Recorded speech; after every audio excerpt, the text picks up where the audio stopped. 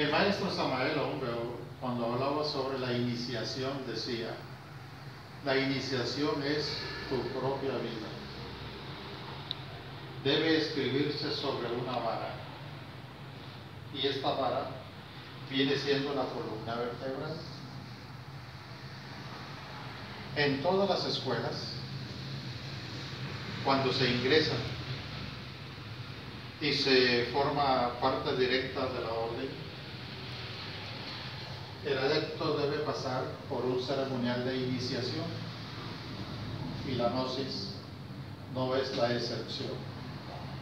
¿Cuál es el ceremonial que se lleva a cabo en la Iglesia Católica para que la persona, ya no digo el niño porque hay gente que lo hace adulta, pero cuál es el ceremonial por el que debemos pasar en la Iglesia Católica para ser parte de la Iglesia o de la comunidad católica?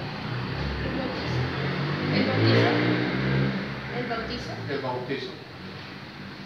Bautismo, y es ahí cuando se le considera un cristiano. Tanto en la masonería como en la Gran Fraternidad Universal y por donde nosotros busquemos, siempre se tiene que pasar por ese rito de iniciación. Y hay algunas personas que acostumbran comercializar los grados, los venden, y el estudiante feliz de la vida comprando grados. No es que los estén vendiendo, por ejemplo, si me enfoco a la masonería, pero para pasar de un grado a otro se necesita atravesar por un nivel de aprendizaje y se le debe hacer notar al estudiante que eso viene siendo un aspecto simbólico, ya que la iniciación en sí es el alma quien debe recibirla. Físicamente nosotros asistimos a la escuela, estudiamos, pasamos las pruebas, se nos hace el ceremonial iniciático y se nos asigna el grado correspondiente. Pero eso viene siendo simbólico. Hay que hacerle notar al alumno, hablemos en el aspecto de gnosis, que cuando se es iniciado, no debemos estarnos enfocando a una iniciación como si ya fuéramos maestros ascendidos. Es completamente simbólico, es un simbolismo. El día de mañana que tú te inicies en una segunda cámara y pases por tu ritual de iniciación, no es para que tú ya te sientas una iniciada de los misterios, no, es un simbolismo por el que todo estudiante en su momento atravesamos para formar parte directa a cierto nivel dentro de la institución. Aquellas personas que dicen ser iniciados, me refiero al conocimiento gnóstico, hay que tener mucho cuidado con ellos, porque de iniciados no tienen nada. Todos somos estudiantes, todos, sin excepción. Así se trata de alguien que tenga 20, 30, 40 años dentro de la institución. Así se trata de un instructor gnóstico. Somos estudiantes, somos principiantes. Y como tal, debemos tratarnos como de la fraternidad. No estemos esperando que si fulanito de tal tiene 30 años en nuestra institución ya es un gran maestro. Por eso yo les digo a ustedes, a mí llámenme por mi nombre de pila, Frank. Maestro, no. Maestro que me digan cuando me estén entrevistando. Ahí sí yo no les voy a decir que no, porque estamos fuera de la institución. Pero dentro de la institución es otra cosa. Franca, a secas. El maestro hay que buscarlo en nuestro interior. Y cuando aparece, le dicta sabiduría al oído a aquel que se hace merecedor a haberlo localizado.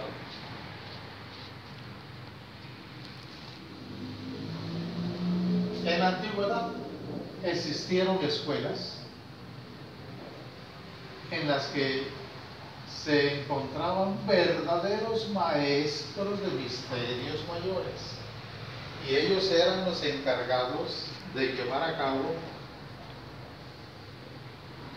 el otorgar la enseñanza para que el principiante se ejercitara.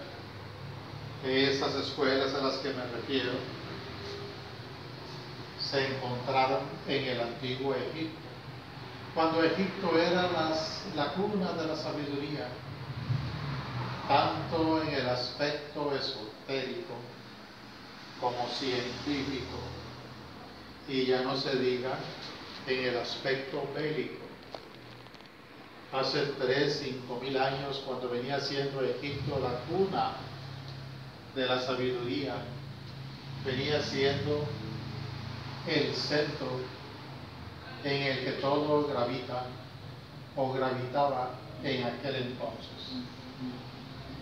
Una persona que quisiera tener reconocimiento a nivel mundial debía asistir a Egipto para estudiar, así se tratara de un Aristóteles, Solón, Sócrates o cualquier parte del globo terráqueo. Tenía que ir a Egipto para granjearse el honorable puesto que le reconociera a nivel mundial. Y llegaba el aspirante, movido muchas veces por la curiosidad y otras por la sed del aprendizaje, a esas tierras asoleadas, incandescentes, a esas regiones desérticas, pero con ciudades también trazadas, que el visitante quedaba deslumbrado al ver la majestuosidad en que vivían los habitantes de las tierras egipcias. Las calles debidamente delineadas, la construcción de las edificaciones, sus majestuosos templos. Y si tenía suerte, podía encontrarse al faraón, que en sus paseos matutinos, acompañado por una escolta personal, por los esclavos que estaban a su servicio, transportando la litera, y además un selecto grupo de sacerdotes, vistiendo el faraón sus joyas de inmenso valor, oro puro. Creo que hoy en día, si sale así en la calle, inmediatamente lo asaltaban o lo secuestraban. Pero estamos hablando de otros tiempos. Y quedaba el visitante deslumbrado con esto, con todo lo que estaba viendo, lo que le habían comentado. Se quedaba muy corto. No era nada apegado a la realidad de lo que él había escuchado. Pero a eso no había ido el estudiante o el aspirante. Él había viajado de algún lugar del mundo, movido por la sed del aprendizaje, y de inmediato comenzaba a hacer preguntas: ¿dónde localizar esos majestuosos templos donde se enseñaba sabiduría? Dicho y hecho, se dirigía a esos lugares. Y llegaba a las puertas de esos templos, las cuales se encontraban cerradas. ¿Y qué debía hacer?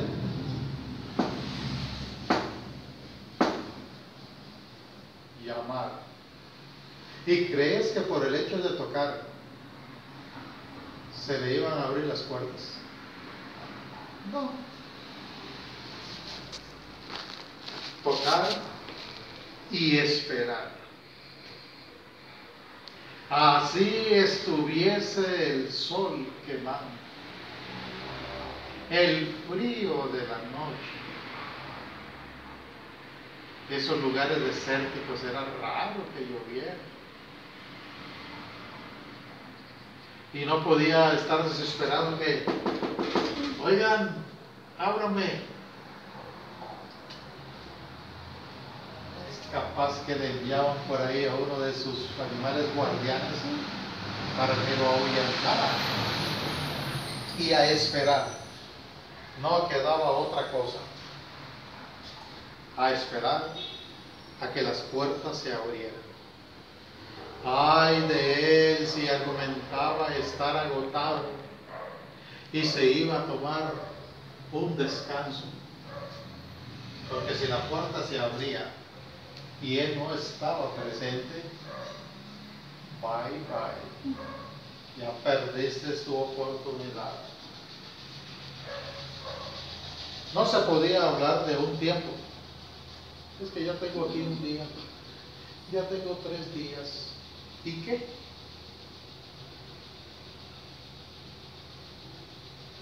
Como dijo Mahoma en su momento, si la montaña no viene a mí, yo voy a él.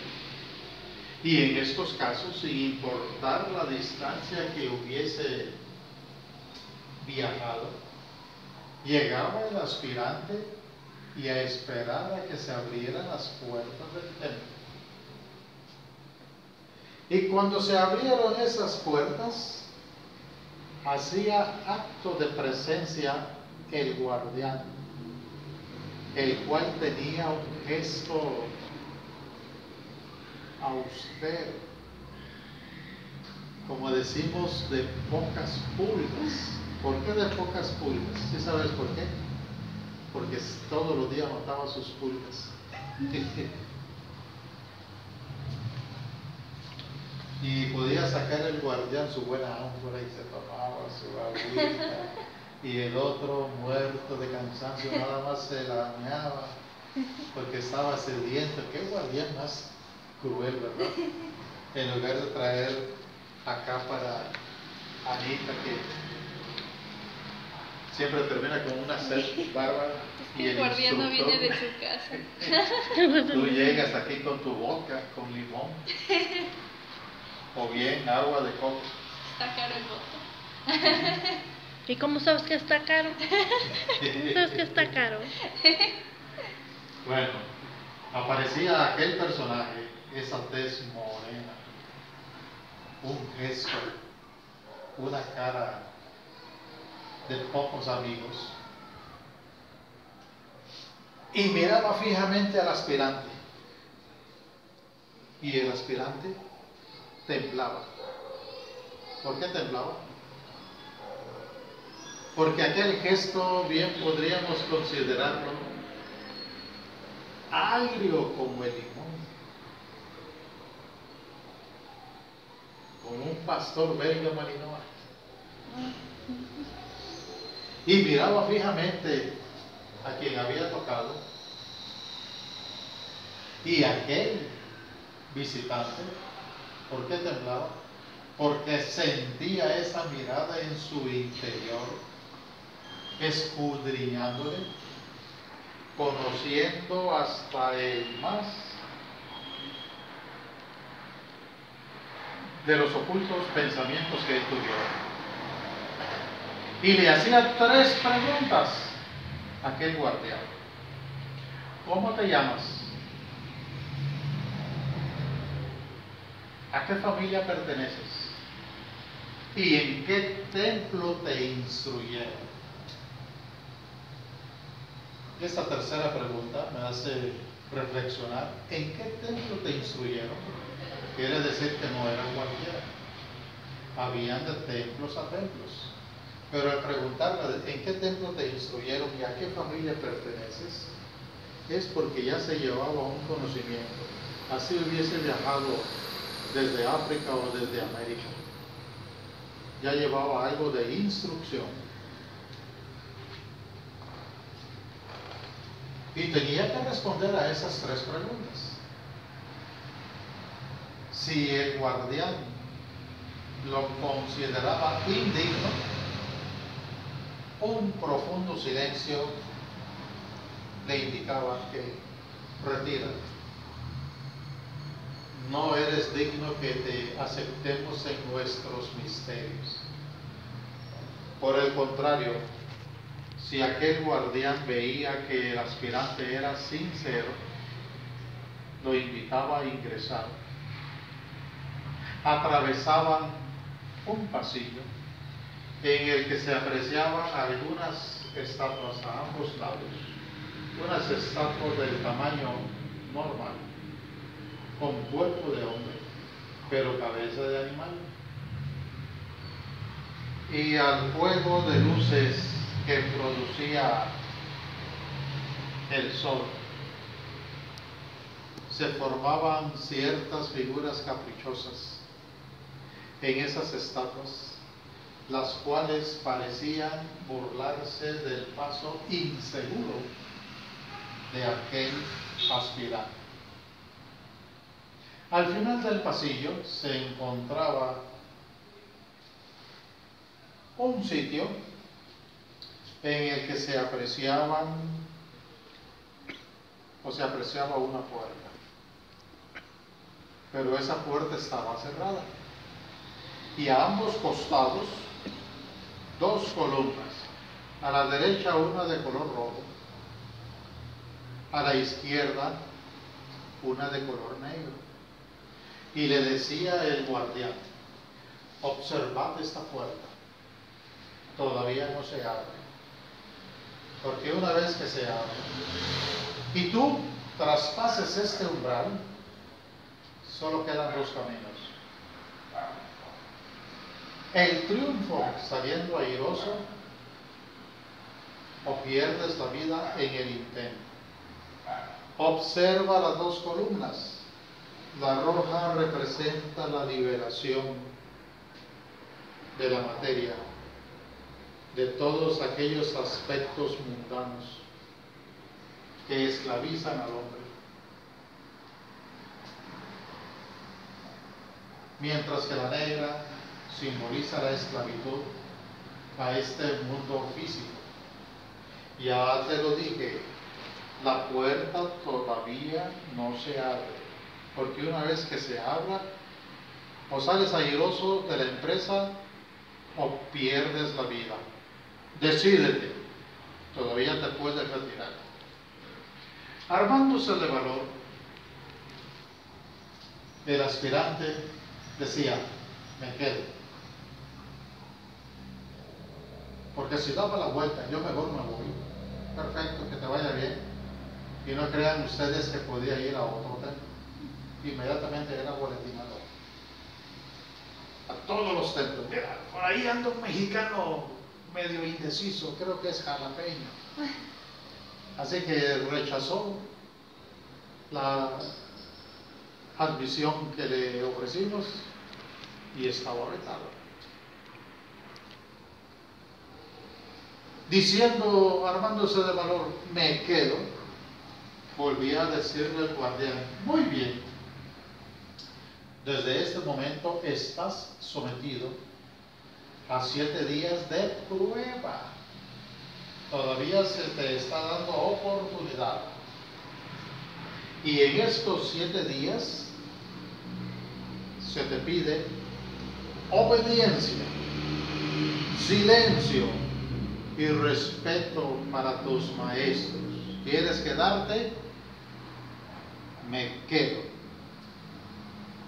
Y en esos momentos comenzaba el proceso de las pruebas para ver si era digno de ser admitido. toda una semana en la que se le asignaban los trabajos de cualquier tipo. Se le podía decir, ahí está la escoba, ahí está el trapeador, ve a limpiar los baños. ¿Cómo cree usted si en mi país yo soy un rey? O yo soy un príncipe, o yo soy la gran Jessica Salas. ¿Qué? Para afuera. Ya se te digo, obediencia. Ve a hacer las labores de campo. ¿Qué? En mi país yo soy la camarógrafa del CEL de todos los eventos que se transitan alrededor de Úrsulo del Mar y el centro de la ciudad de Jarama. Para afuera.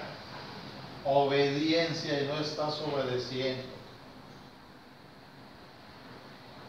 Podía el angelito irse acostando, qué sé yo, a la 1 de la mañana, después de terminar una faena ardua, y que a las 3 lo estuvieran moviendo. Levántate, hay que continuar. Oiga, pero mire, me acabo de acostar, ¿cómo crees? Sácame a este de aquí, no lo queremos. Si pasaban esos 7 días y a satisfacción trascendía, es decir, pasaba el examen, aparecían 2 ayudantes del sacerdote conocidos como neóforos y lo llevaban ante aquella puerta que había permanecido cerrada y con 2 columnas, solo que ahora estaba abierta la puerta y ya no estaban las columnas. A un costado se apreciaba una estatua del tamaño normal de la diosa de la fertilidad, la Isis del templo, sentada. En su regazo tenía en sus manos un libro con las páginas abiertas, el libro de la vida. Su rostro estaba cubierto por un velo y a sus pies una inscripción que decía: ningún mortal ha levantado mi velo. ¿Por qué se le cubría el rostro con un velo a esa estatua? Porque ese velo estaba representando los misterios y era muy clara la inscripción a los pies indicando: ningún mortal ha levantado mi velo. Y le decían los neócoros: todavía estás a tiempo, porque si tú rebasas ese umbral, la puerta se va a cerrar y no hay marcha atrás. Triunfas saliendo airoso o pereces en la empresa. Y entraba el angelito y únicamente se le daba una lámpara, la cual brillaba gracias al combustible de la época. Quiero pensar que era algo así como el petróleo. En aquel entonces tenía un nombre, nafta. Podría ser una variedad de aceite, pero era algo que ardía. Y una luz mortecina. Y entraba y se cerraba la puerta. Y conforme avanzaban, se trataba aquello como de un embudo en descenso. Y llegaba el momento en que el aspirante tenía que caminar a gatas. Y cuando llegaba al final de aquello, ¡qué horror! Era un precipicio. ¿Y ahora qué hago? Me regreso y... no sean gachos ahora. Ya se le había dicho con toda la claridad del mundo: sales airoso o pereces en la empresa. Esa puerta no se iba a abrir, solo se abría para sacar sus restos mortales. ¿Y a quién reclamarle? como que fuera en estos momentos un mexicano de los Estados Unidos y se muera por ahí, y llegue incluso el gobierno mexicano a reclamar, ¿qué le va a decir Mr. Trump? No, Dios lo mandó a meterse acá con nosotros.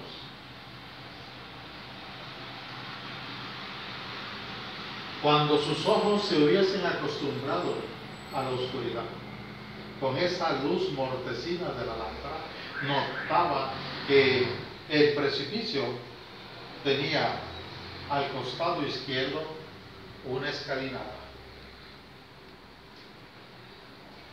Eran unas escaleras metálicas por las que descendía y llegaba ante una reja de bronce donde lo estaba esperando el guardián de los símbolos, conocido como Pastóforo. Pastóforo significa guardián de los símbolos.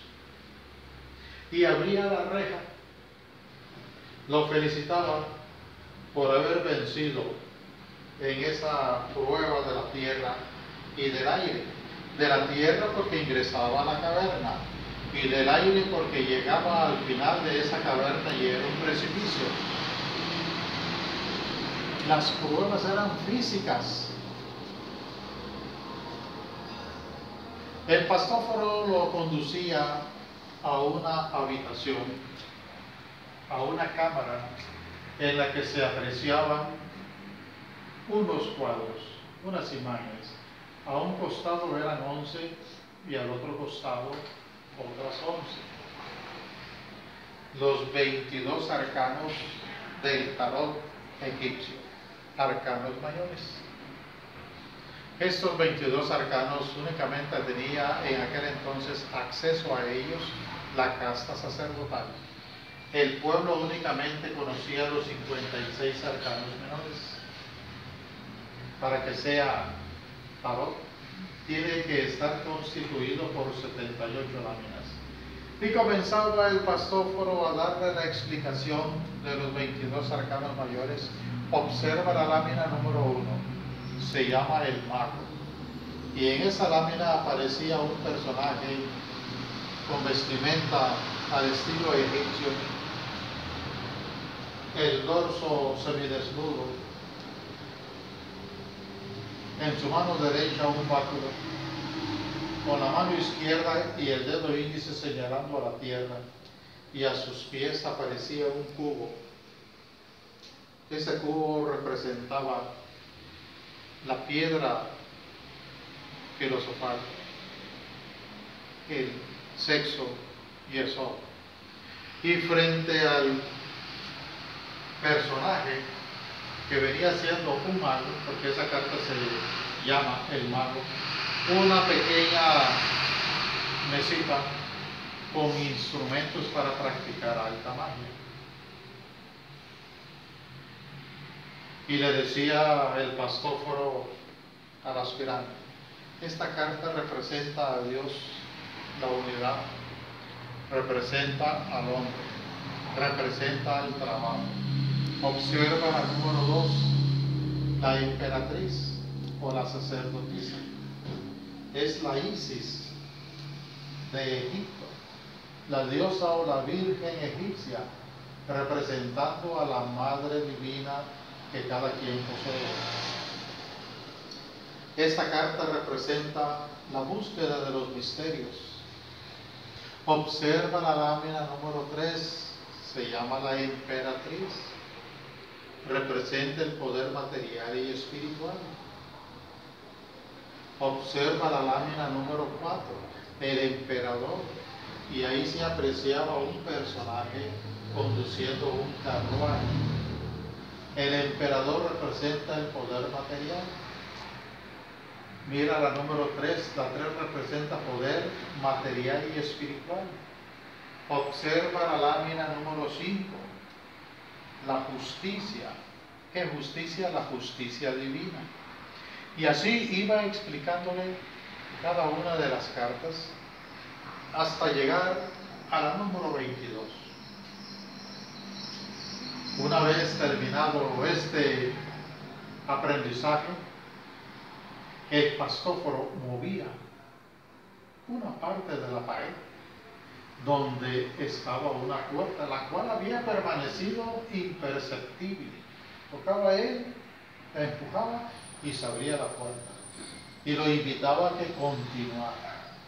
Aquí no había que tomar un pequeño descanso. Saca tú tu botella esa de al litro, que en ocasiones es de color púrpura y en otras naranja. ¿No? ¿Es una naranja? Sí. Sí. Tómate un cañonazo. ¿No? Inmediatamente sigue tu camino. Y cuando el aspirante veía lo que le esperaba, temblaba. Y decía: Señor, ¿me estás mandando a la muerte segura? Y le respondía el pastor Foro: hijo mío, en otros tiempos he tenido que atravesar ese sitio como si se tratase de un lecho de rosas. Las llamas esclavizan y horrorizan a los débiles. Siga su camino y cerraba la puerta. ¿Qué era lo que había visto el aspirante? Una hoguera. Un pasillo, una hoguera. Y no había vuelta de hoja a atravesarla.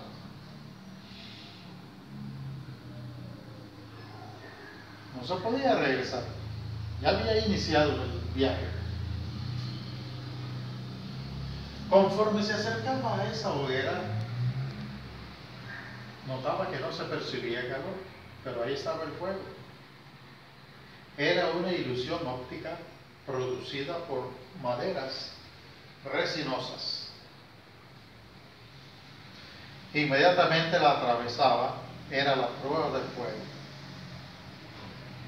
Y más adelante, un lugar oscuro donde estaba un río, y atravesarlo, la prueba del agua. Ya había escuchado hablar del cocodrilo sagrado de Sena. No sea que ahí me esté esperando el cocodrilo y con mucha hambre. Y ni modo, a cruzar. Es que yo no sé nadar. A ver cómo le haces, pero atraviesas este río. Y cuando se adentraba en estas aguas para atravesarlo, inmediatamente se producía un incendio de nafta, el tipo de combustible de la época, produciendo una gran hoguera, la cual iluminaba el camino por el que transitaba el aspirante. Al otro lado lo estaban esperando un grupo de neóforos, ayudantes del sacerdote, los cuales en su momento le ayudaban a salir de las aguas. Le facilitaban ropa para que se cambiara, para que se secara, y lo llevaban a una cueva en la que estaba un camastro, y le decían: descansa, reflexiona, mientras llega el oficiante. Era mucho lo que había vivido en tan poco tiempo. Se encontraba desconcertado aquel aspirante. Recordaba el momento en el que había atravesado el umbral y se cerró la puerta. Le llamaba mucho la atención la carta número 10 del tarot, los arcanos mayores, y esa carta se llama la retribución o la rueda de la fortuna. En ella se aprecia una rueda y al lado derecho asciende victorioso Anubis, el jerarca de la ley, y a la izquierda se apreciaba a Baphomet, el símbolo del mal, el diablo, con la cabeza hacia abajo, descendiendo. Estaba tan concentrado en sus experiencias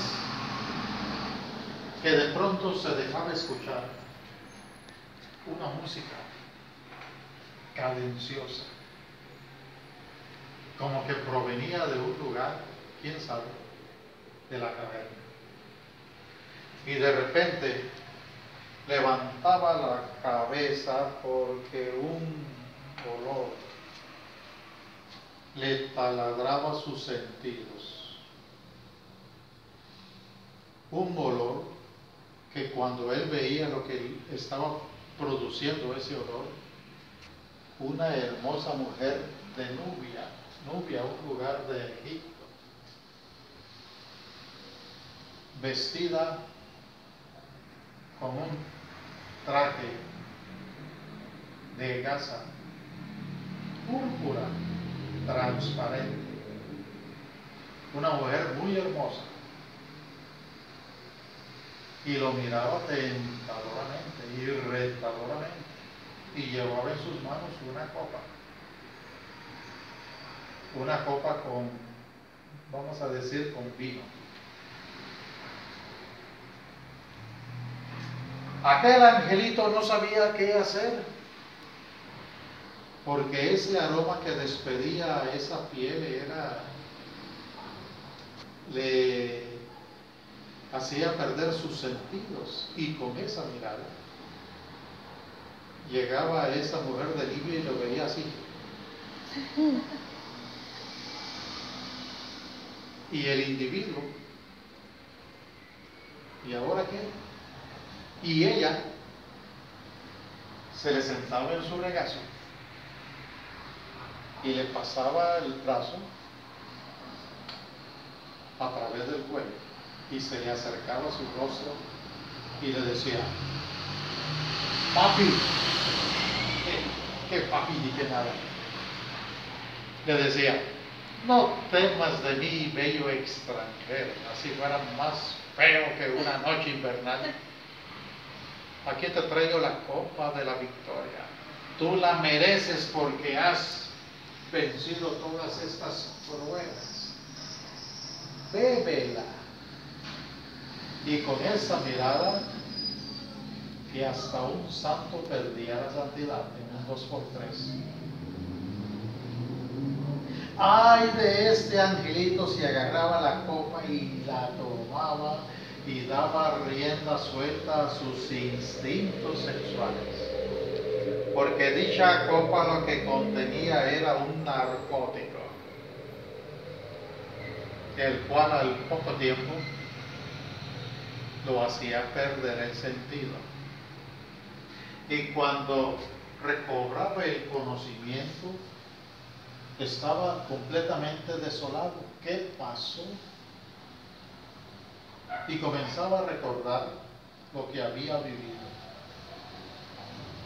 Y lo único que encontraba frente a él era al guardián que un día lo recibió en la puerta del templo, y claramente le hizo la advertencia: ¿triunfas o pereces? Si en aquel entonces ese guardián tenía la cara de un belga malinois, ahora era de un Rottweiler. Y le decía: te lo advertí, o triunfas o pereces. ¿Cómo es posible que hayas asistido a nosotros buscando que te develemos nuestros misterios, si a la primer prueba de tus sentidos estás fracasando? Y así, ¿quieres que te admitamos en nuestros estudios? No eres digno.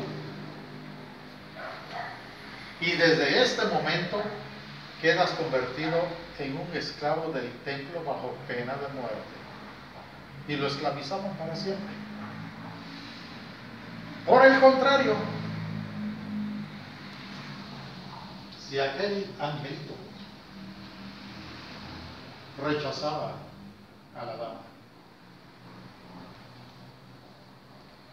rechazaba la copa, hacía actos de presencia del guardián, pero ya no con cara de Rottweiler, con una sonrisa y lo felicitaba por haber vencido a la carne, la tentación, no sucumbiendo a sus sentidos animalescos. Hacían actos de presencia los ñócaros que iban con el guardián, le ayudaban a cambiar de ropa y en su honor se llevaba a cabo un festejo.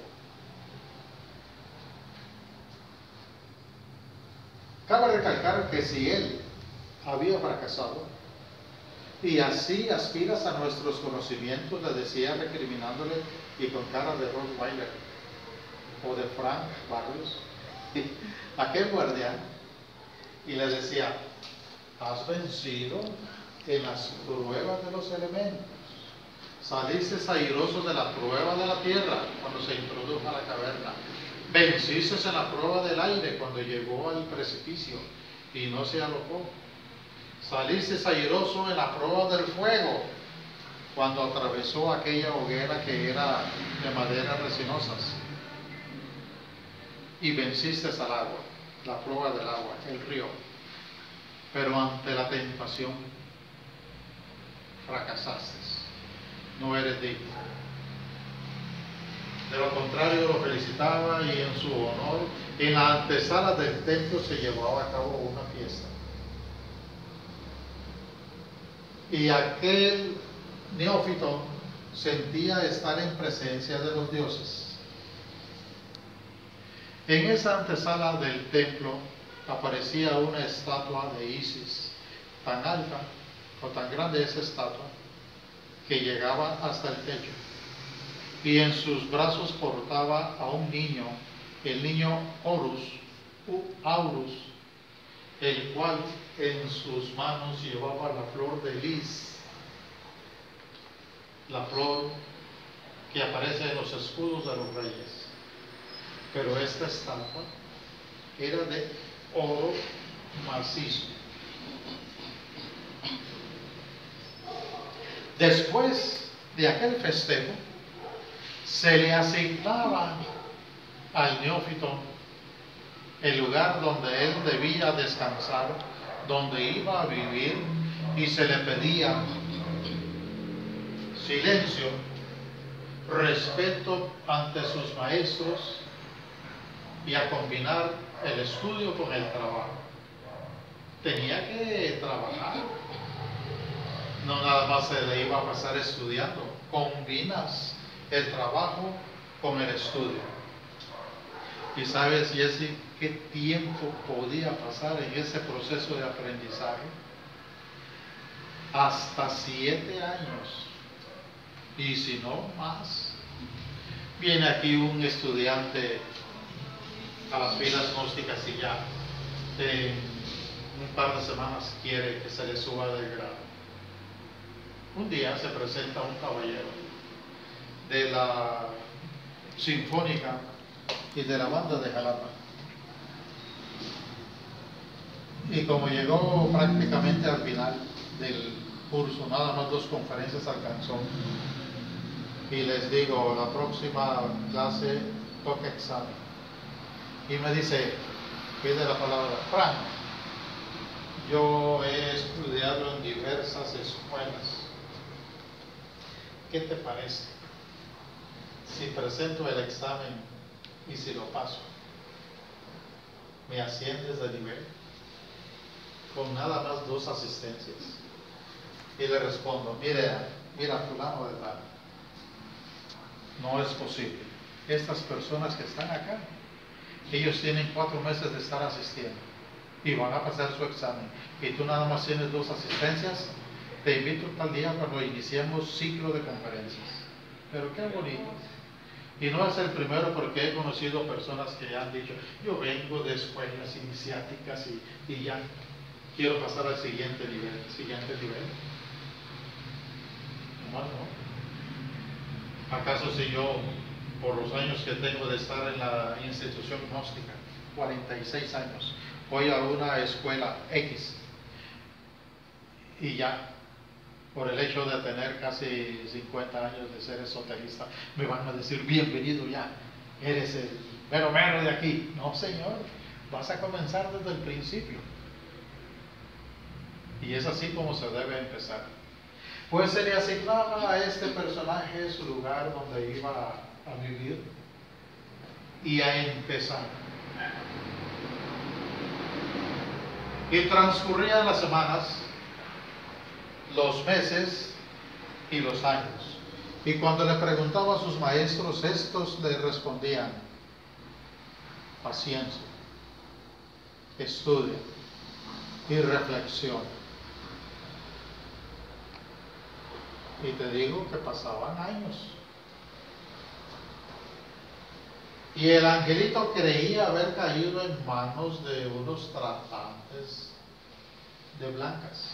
Bueno, en este caso traficantes de esclavos, porque decía: me tienen esclavizado acá, me hacen trabajar, casi no me enseñan nada, pregunto, no me contestan, o con evasivas. Mientras más se desesperaba, era más larga su agonía, porque podrían ser no 7 años, se alargaba el proceso. Y para colmo de males no faltaba por ahí el maestro que se le acercaba y le susurraba al oído: acuérdate que Osiris es un dios negro. Ave María Purísima, ¿de dónde vine a caer? Además de traficantes de esclavos, resultan ser magos negros, todo lo que yo menos imaginaba.